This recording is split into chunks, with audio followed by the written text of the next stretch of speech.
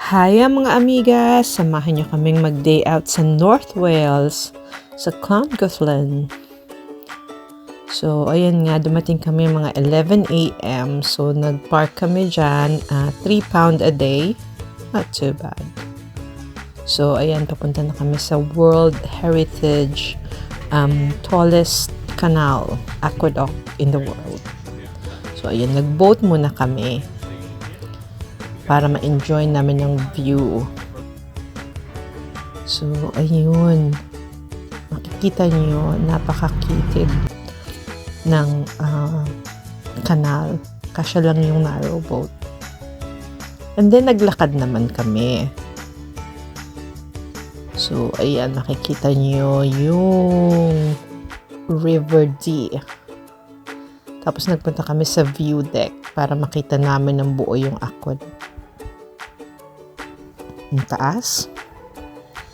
Then after that, nagpunta naman kami sa Horseshoe sa River Dee. So, ayun, timing naman at may nag-rafting. So, it looks fun. And then, nagpunta kami sa town ng Clongowlen.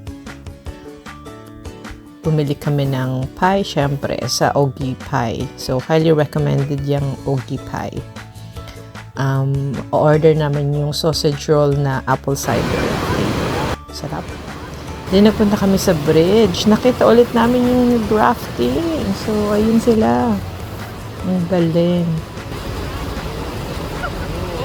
So, yun yung pinaka-highlight namin. Manood na. Tayo naman at nasa bridge kami. Wow.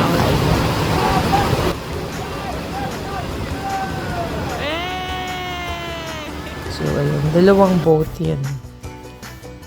Ayun sila. Then, umuwi kami mga 5 p.m. na. Bye for now!